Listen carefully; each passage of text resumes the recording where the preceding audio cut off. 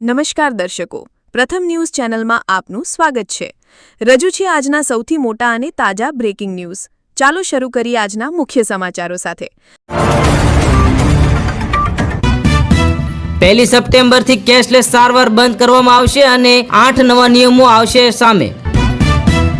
અમેરિકામાં રહેતા વિઝા ધારકો માટે નવો નિયમ અમલી કરવામાં આવ્યો। 4 વર્ષથી વધુ નહીં રહી શકાય ભારતીય નાગરિકોને અમેરિકા તરફથી મળ્યો મોટો સંદેશ। બિહારમાં ચૂંટણી પહેલા બિહારમાં 3 પાકિસ્તાનીઓ ઘૂસી ગયા અને મોટી આતંકવાદી ઘટનાઓને અંજામ આપી શકે છે। એજન્સીઓ હાઈ એલર્ટ પર। હાર્દિક પટેલ અને ગોપાલ ઇટાલિયા આમને સામને ટકરાશે। 2 ઘટનાઓ તેમના પર કરી રહી છે મોટો ઇશારો। અમેરિકા 50% ટેરિફ સામે ભારતનો કડક જવાબ। જયશંકરનું નિવેદન વૈશ્વિક ચર્ચાનો બન્યો વિષય। દિવાળી પહેલા મળી શકે છે મોટી ભેટ। જીએસટીમાં વધારવામાં આવશે શૂન્ય સ્લેબ। ઘણી વસ્તુઓ થઈ જશે સસ્તી।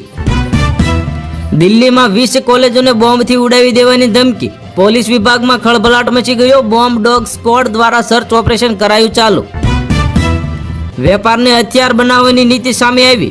રિઝર્વ બેંક ઓફ ઇન્ડિયાના પૂર્વ ગવર્નર રઘુરામ રાજનની ટેરિફ મુદ્દે ભારતને આવી મોટી ચેતવણી।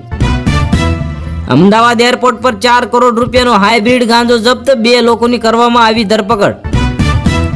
ઘરમાં જ ઘેરાયેલા ડોનાલ્ડ ટ્રમ્પ। ભારત પર ટેરિફ મુદ્દે અમેરિકન સંસદીય સમિતિએ પૂછ્યા તીખા સવાલો। જમ્મુ કાશ્મીરમાં વહેલી સવારે મોટી સફળતા। એન્કાઉન્ટરમાં 2 આતંકી થયા ઠાર અને ઘૂસણખોરી થઈ નિષ્ફળ। ભારત પીછેહટ નહીં કરે તો કોઈ રાહત નહીં મળે। ટ્રમ્પના સલાહકારની ભારતને વળામણી સલાહ।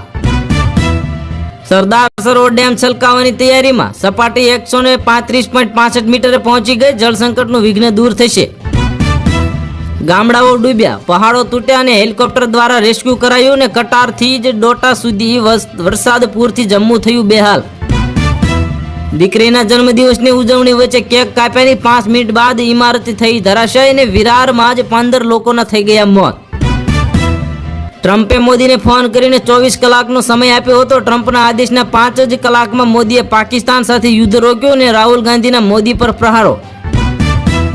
આઇજોલમાં હવે ભીખ માંગવા પર પ્રતિબંધ। વિધાનસભામાં બિલ કરાયું પાસ। ભારતે 2023માં વાયબ્રન્ટ સ્ટાર કવાયતમાં પહેલી વખત ભાગ લીધો હતો। હવે ઇજિપ્તમાં અમેરિકાની આગેવાની હેઠળના 43 લોકોના યુદ્ધાભ્યાસમાં ભાગ લેશે। આ હતા આજના મુખ્ય બ્રેકિંગ ન્યૂઝ। વધુ સમાચારો અને અપડેટ્સ માટે જોતા રહો તમારા ન્યૂઝ ચેનલ। અમને સબસ્ક્રાઇબ કરવાનું ભૂલશો નહીં અને બેલ આઇકન દબાવો જેથી તમને નવા વિડીયોની નોટિફિકેશન મળતી રહે। ફરી મળીશું નવા સમાચારો સાથે। શુભકામનાઓ।